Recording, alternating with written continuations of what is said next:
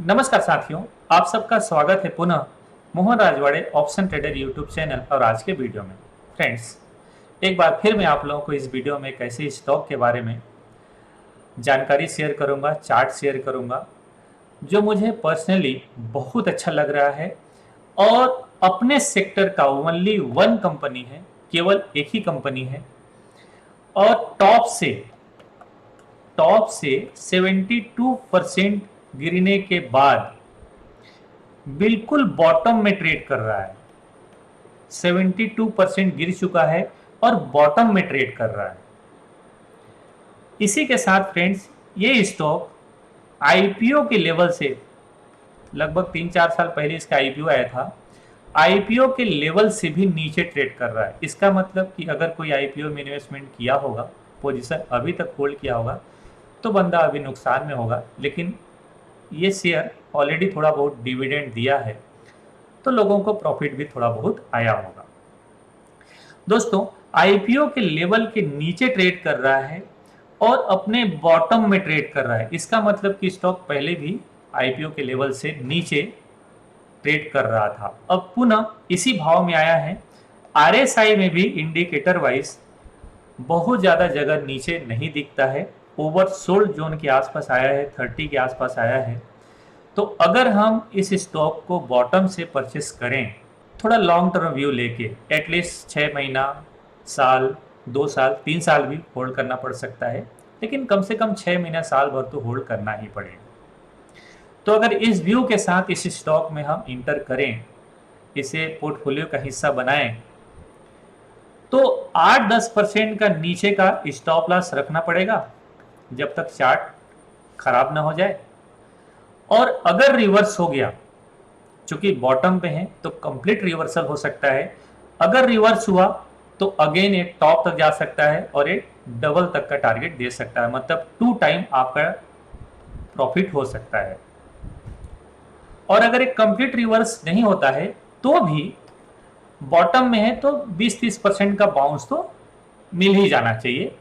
इसका मतलब कि अगर हम यहाँ पर एंट्री लेते हैं तो स्विंग के हिसाब से भी हमें 20-30% का रिटर्न इसमें मिल सकता है। अभी मैंने स्टॉक के नाम से पर्दा उठाया नहीं है, अभी मैं उठाऊंगा, लेकिन थोड़ा एक कहानी और बताता हूँ। चूंकि फ्रेंड्स, ये अपने सेक्टर का इकलौती कंपनी है। एक बार इनके जो हेड हैं उनसे व्यक्तिगत तो नहीं, लेकिन एक कॉन्फ्रेंस में मुलाकात हुई थी और मैं विवेक बिंद्रा जी का एक प्रोग्राम चलता था एक समय, लीडरशिप फनल प्रोग्राम, मैं उसे ज्वाइन किया था। और मुंबई में जिस कंपनी की बात कर रहा हूँ उनके हेड आए हुए थे, उनका टाई अप भी है। जब भी उनका मतलब विवेक बिंद्रा जी का, तो जब भी उनका कोई इस टाइप का प्रोग्राम चलता है वो लेक्चर देने आते हैं। बहुत ही शानदार इंसान लगते हैं और उन्होंने एक कहानी शेयर किया था अपने कंपनी के बारे में कि आज तक जिस सेक्टर में मैं हूँ उस सेक्टर में मेरी कंपनी है और अभी तक इस बीमारी से कोई मरा नहीं है इंडिया में। लगभग 2-3 साल पहले ये बात बता रहा हूँ, उसके बाद रिजल्ट क्या होगा मुझे नहीं पता, लेकिन फिर भी मैंने 3,000 करोड़ की कंपनी खड़ी कर दी है। दोस्तों, मैं बात कर रहा हूँ थायरोकेयर की और इनके हेड हैं वेल्लू मनी। ये वेल्लू मनी उनका एग्जैक्ट नाम है और शेयर का भाव अभी 446 रुपया में लास्ट क्लोजिंग प्राइस है। 446 रुपया 85 पैसा में ट्रेड करके क्लोजिंग दिया है लास्ट।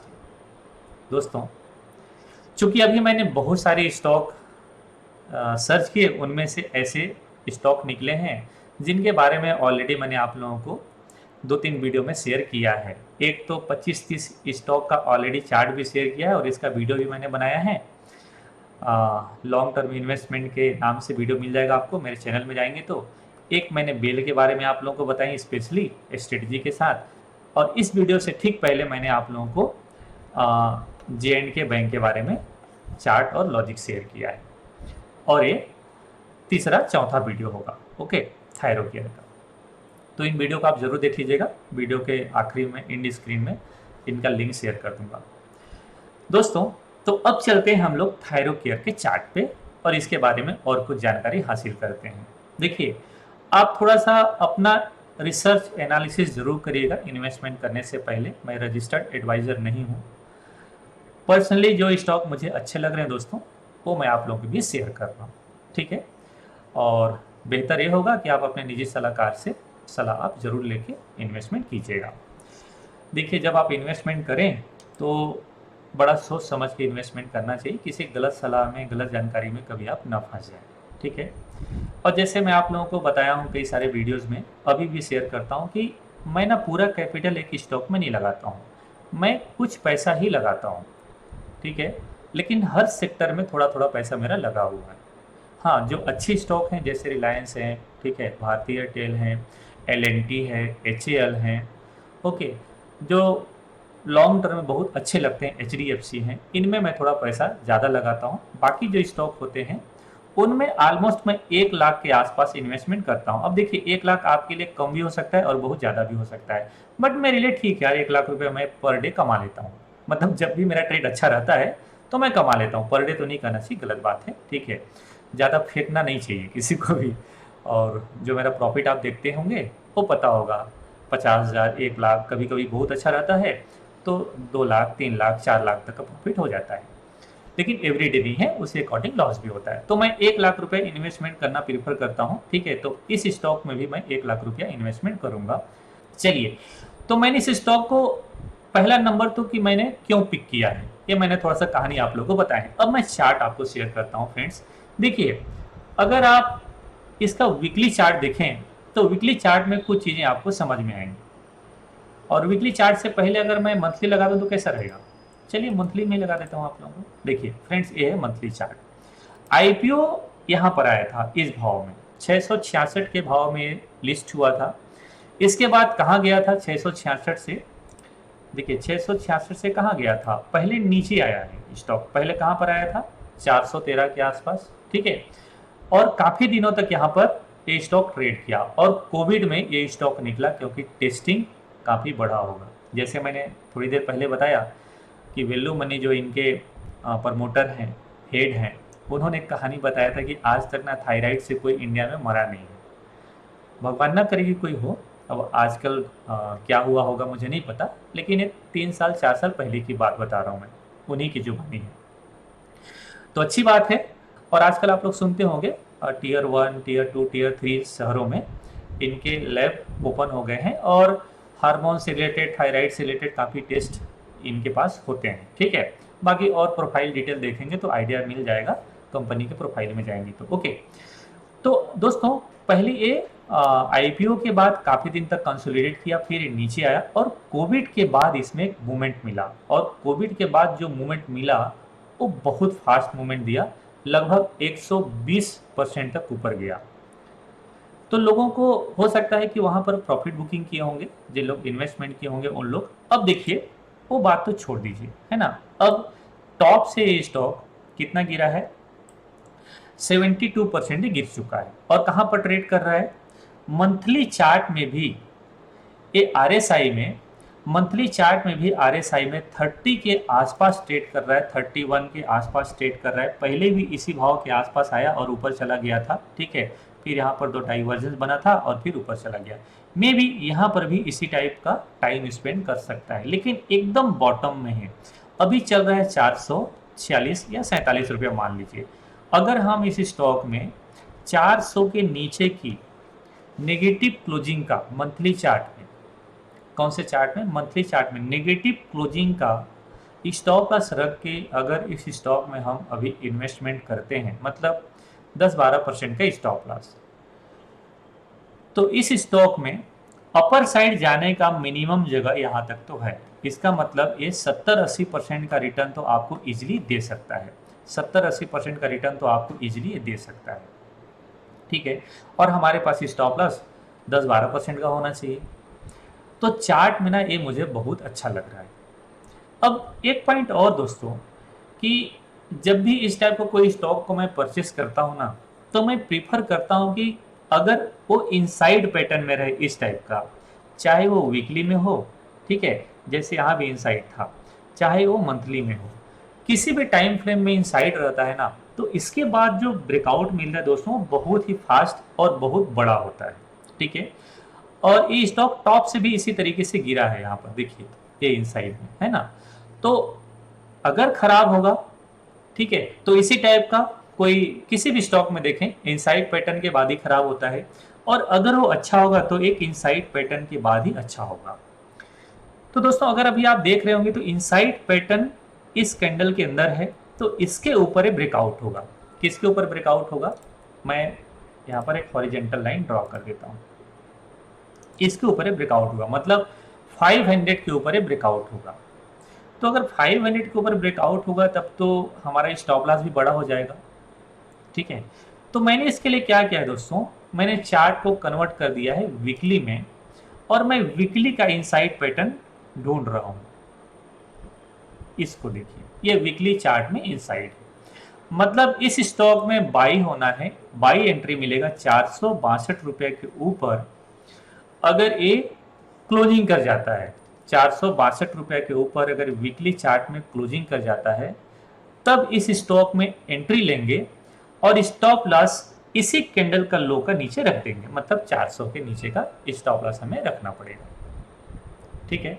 462 के ऊपर एंट्री है, वीकली चार्ट में 200 EMA 754 तक का है, मंथली चार्ट में 200 EMA तो होगा ही नहीं ऊपर, और डेली चार्ट में 200 EMA कहाँ पर है, 600 के ऊपर, 604 में।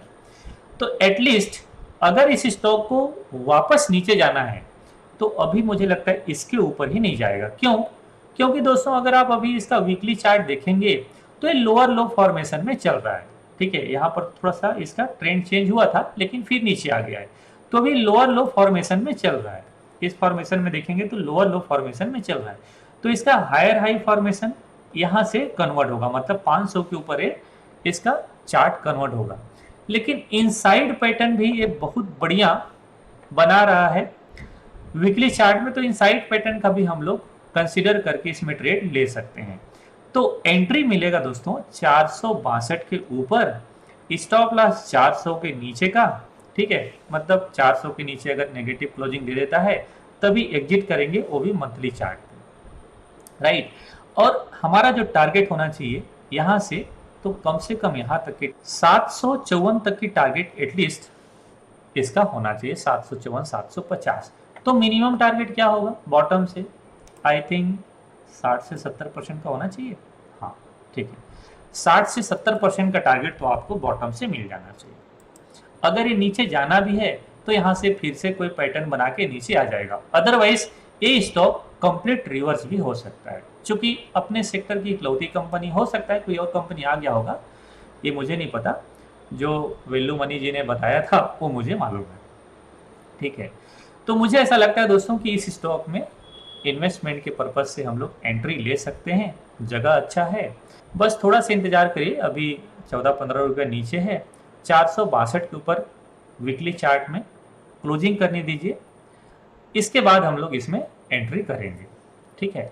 अगर मान लीजिए कि कल ही 462 के ऊपर चले जाता है तो एंट्री कर लेंगे, करेक्ट। अगर मान लीजिए कि ये 462 के ऊपर कल चला गया, फिर ये वापस आ जाएगा, मान लो कि फिर वो वापस आ जाएगा, तो कोई बात नहीं, स्टॉप लॉस ले लेंगे, ठीक है। लेकिन मान लीजिए कि कल ही 462 के ऊपर चले जाता है और हम एंट्री के लिए वेट करते हैं, तो हो सकता है कि 500 भी चले जाए, तो आपको एंट्री 500 में मिलेगा। चूंकि बॉटम का स्टॉक है, अगर रिवर्स करेगा तो बहुत फास्ट गति से भी रिवर्स कर सकता है। बॉटम का स्टॉक जब निकलता है तो बहुत तेज गति से निकलता है, इसलिए अगर ये 462 के ऊपर निकलता है तो हम लोग इसमें एंट्री ले लेंगे, ठीक है। और अगर क्लोजिंग पॉजिटिव रहता है तो कंटिन्यू करेंगे, और मान लीजिए कि वापस चले जाता है तो स्टॉप लॉस तो वैसे भी लेने ही, तो स्टॉप लॉस ले लेंगे। बस आप अपना रिस्क मैनेज करिएगा, मनी मैनेजमेंट फॉलो करिएगा, ठीक है। अगर आप एक स्टॉक में सपोज करो आपके पास 10 लाख रुपए है, बार बार इसके बारे में शेयर करता हूँ, या 1 लाख रुपए है, तो एक स्टॉक में 10,000 लगाते हैं तो 10,000 ही इसमें इन्वेस्टमेंट करिएगा। तो मनी मैनेजमेंट, रिस्क रिवॉर्ड, ये सब फॉलो किए बगैर दोस्तों प्रॉफिट नहीं मिलता है, चाहे आप जितना सीख लीजिए, चाहे आप जितना किताबी ज्ञान ले लीजिए, ठीक है। तो ये व्यवहारिक ज्ञान या प्रैक्टिकल ज्ञान आपको होना जरूरी है, तभी स्टॉक मार्केट में पैसा बनता है। तो फ्रेंड्स, ये वीडियो कैसा लगा? आशा करता हूँ वीडियो अच्छा लगा होगा। लाइक और कमेंट जरूर करिएगा, अपनी प्रतिक्रिया शेयर करिएगा, और चैनल सब्सक्राइब नहीं किए दोस्तों तो चैनल सब्सक्राइब करके जाइएगा, और दोस्तों को भी शेयर जरूर करिएगा। बेल आइकन बटन को प्रेस कर लीजिएगा, ऑल नोटिफिकेशन को ऑन कर लीजिएगा, ताकि जब भी वीडियो डालूँ नोटिफिकेशन आप लोग को पहले मिल जाए। मिलता हूँ नेक्स्ट वीडियो में, तब तक के लिए नमस्कार, जय हिंद।